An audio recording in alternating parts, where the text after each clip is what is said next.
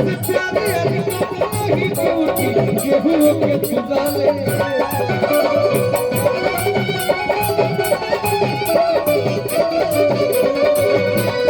तुम्हारा से प्यारे अभी नहीं टूटी गेहूं के चुराले हमनी के यार बचपन के हम हमनी के यार बचपन के हम यारी जिया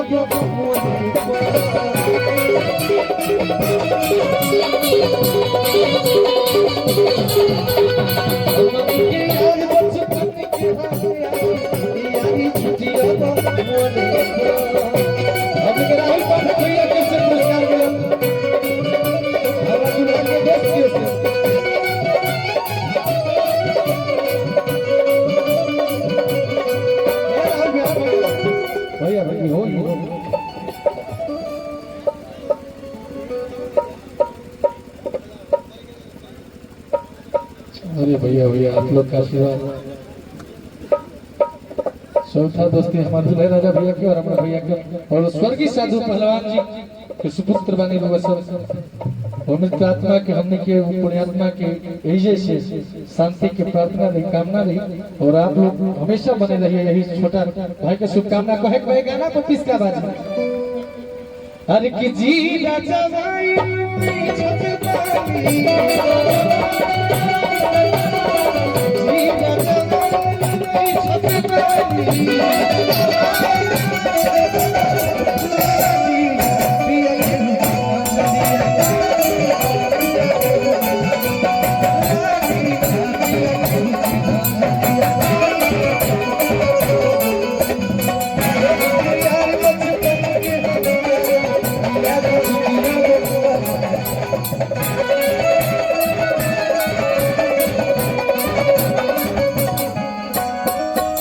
रउआ सब भाई खाती कहे के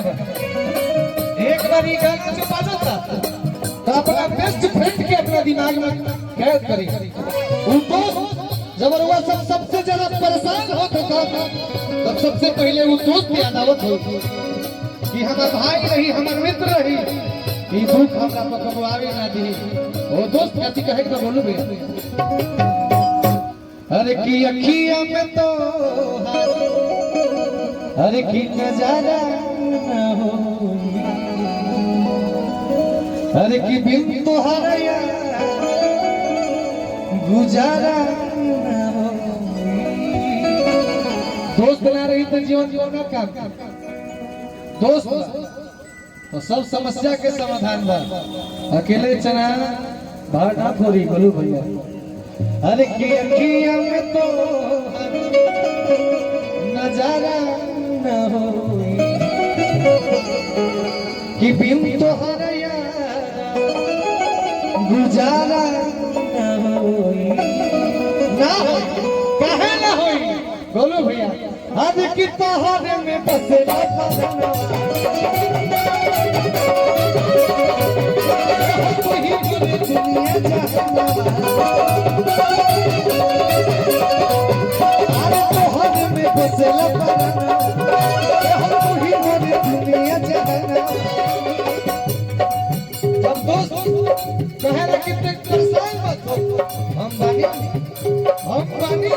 हमारा जीते जिंदगी गोलू सिंह पे परेशानी ना आ सकेला गोलू सिंह के जीते सनी पे परेशानी ना शुभम भैया पे परेशानी ना किशन साहब पे परेशानी ना सब सनी कहेला मिलेला सुकून बड़ी दिलवा के भीतरी बोलिया सुनो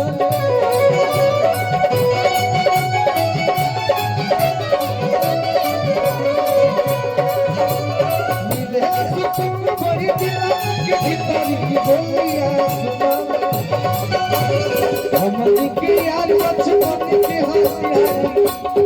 हमनी के यार बचपन के हम यारी छुट्टियां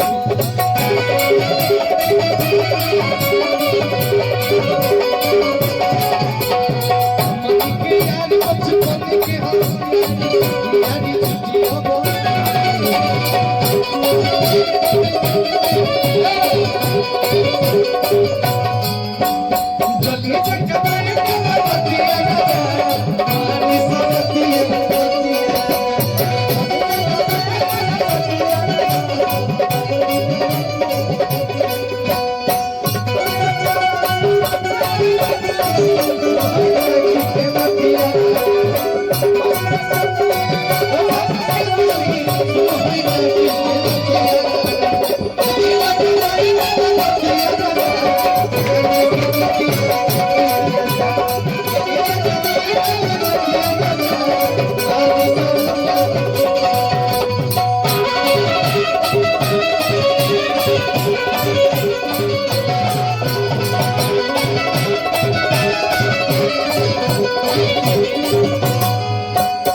झोंका से हवा दम ना बड़ा बढ़िया लगत रहल है तना बुझात रहा कि हमरा कपड़ा का सोझा इसी चलत ओहो कितना बढ़िया हां जी हे में तना ना तो बतू में केदा ना धोई ये माने आप आधा बोलेंगे हम पूरा कर दे अब सोची कौन चीज में अरे राम बोला दोस्त कहता कि जहियाल सूरज अरे चनवा रही हो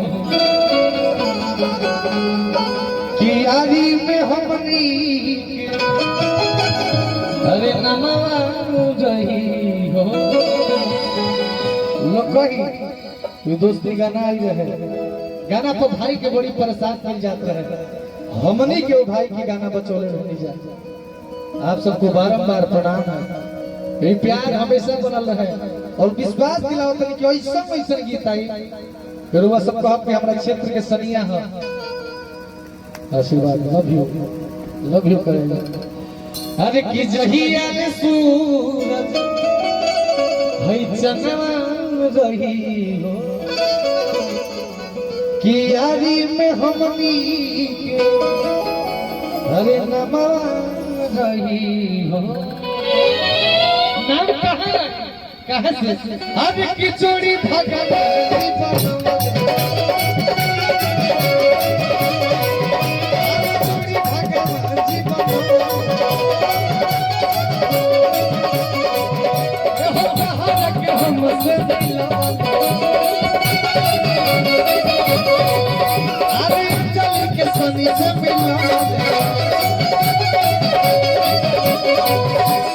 समाही तू भाभी किसी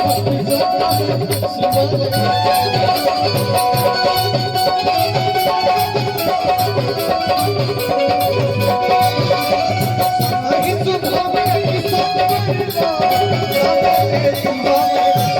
हमनी के यार बचपन के